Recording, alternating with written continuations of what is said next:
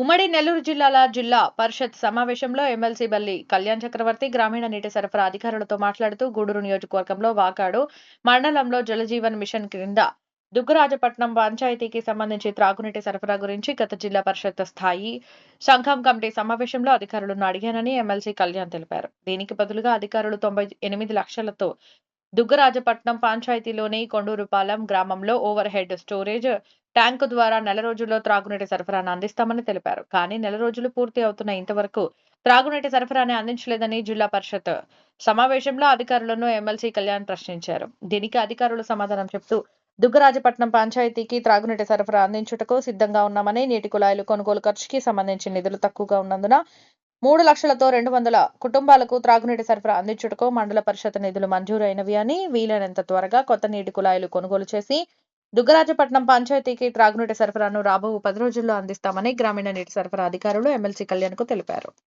ఇప్పుడు మన walker ZPTC గారు చెప్పినట్టు జలజీవన్ మిషన్ ద్వారా వాకర్ మండలంలో దుగ్గరాజపట్నం పంచాయతీ కొండపాలెం గ్రామంలో 98 lakhs కి ఓవర్ హెడ్ ట్యాంక్ నిర్మించడం జరిగింది. వాటర్ కానీ 1 month లో రిలీజ్ చేస్తామని చెప్పారు.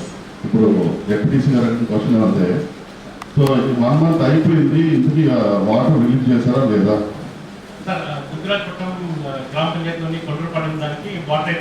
ఉమ్మడి నెల్లూరు జిల్లా పరిషత్ సమావేశంలో ఎమ్మెల్సీ బల్లి కళ్యాణ్ చక్రవర్తి మాట్లాడుతూ అడ్మినిస్ట్రేషన్ శాంక్షన్ ఎస్టిమేషన్స్ గురించి ఎప్పుడు సమావేశాలు చెప్పుకుంటాము, కానీ ఇప్పుడు ఉన్న సమస్యలన్నీ పరిష్కరించకుండా అడ్మినిస్ట్రేషన్ శాంక్షన్స్ ఎలా వెళ్తారని అధికారులను ప్రశ్నించారు. డక్కిలి మండలం అల్తూరుపాడు రిజర్వాయర్ కి సంబంధించి 250 ఎకరాలు అడవి పోరంబోకు భూమిలో ఉన్న రైతులకు పరిహారం ఎంత చెల్లిస్తారు, లేక భూమికి బదులుగా ఇంకో చోట భూమిని ఇస్తారని ఎమ్మెల్సీ బల్లి కళ్యాణ్ చక్రవర్తి నీటిపారుదల అధికారులను అడిగారు. అలాగే 28 హెక్టార్ల అడవి భూమికి బదులుగా కంపెన్సేషన్స్ ఆఫ్ ఫారెస్ట్ ల్యాండ్ రెవెన్యూ శాఖ త్వరలో ఫారెస్ట్ డిపార్ట్మెంట్ కి కలెక్టర్ ద్వారా అప్పగిస్తారని అధికారులు ఎమ్మెల్సీ వివరించారు. త్వరగా రైతుల పరిహారం మరియు ఫారెస్ట్ డిపార్ట్మెంట్ కు సిఏ ల్యాండ్ అప్పగించి త్వరగా ప్రాజెక్టు అంచనాలు మరియు అడ్మినిస్ట్రేషన్ శాంక్షన్స్ కి వెళ్లాలని ఎమ్మెల్సీ కళ్యాణ్ సూచించారు. డక్కిలి మండలంలో ఆల్తూర్పాడు రిజర్వాయర్ ఉంది కదా, సో లాస్ట్ టైం కానీ మనం మాట్లాడాము. అయితే ఇప్పుడు మన తిరుపతి కలెక్టర్ గారు కానీ రీసెంట్గా విజిట్ చేశారు ఆ ప్లేస్ని. అయితే 28 hectares వచ్చేసి ఫారెస్ట్ ల్యాండ్ ఉంది. సో 250 acres వచ్చేసి ఫార్మర్స్ ఉన్నారు. సో వాళ్ళకి ఏంటంటే కాంపన్సేషన్ డిసైడ్ చేయడం లేకపోతే ల్యాండ్ టు ల్యాండ్ ఇవ్వడం అనేది చేస్తామని చెప్పేసి కలెక్టర్ గారు చెప్పడం జరిగింది. సో టోటల్గా ఇప్పుడు ఈ 278 acres కరెక్ట్గా మనకు 4 shore అండ్ బండ్ ఏరియాలో ఉంది కదా.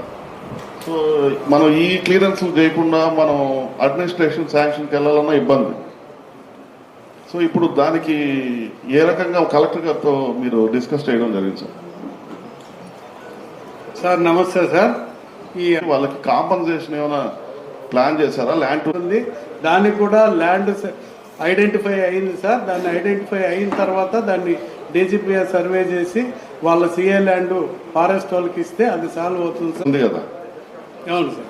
సార్ అది కలెక్టర్ గారు, తిరుపతి కలెక్టర్ గారి దృష్టికి తీసుకెళ్ళాం సార్. తిరుపతి కలెక్టర్ గారు కూడా దాని మీదనే 250 acres ఫారెస్ట్ పరంపోకు సార్. అది ఫారెస్ట్ పరంపోకు ఎట్లా కాంపెన్సేట్ చేయాలనేది వాళ్ళ రెవెన్యూ వస్తుంది. మనం ఈ ఎస్టిమేషన్స్ వేసుకోవడం లేదంటే అప్రూవల్స్ తెచ్చుకోవడం కాదు. యాక్చువల్లీ మెయిన్ ఈ ఇష్యూస్ క్లియర్ చేయకుండా ఎట్లా ప్రాజెక్ట్లోకి వెళ్తాం సార్. అందుకనే సార్ ఈ 3 issues క్లియర్ అయినంత వరకు ఎస్టిమేట్ కూడా పంపట్లేదు సార్.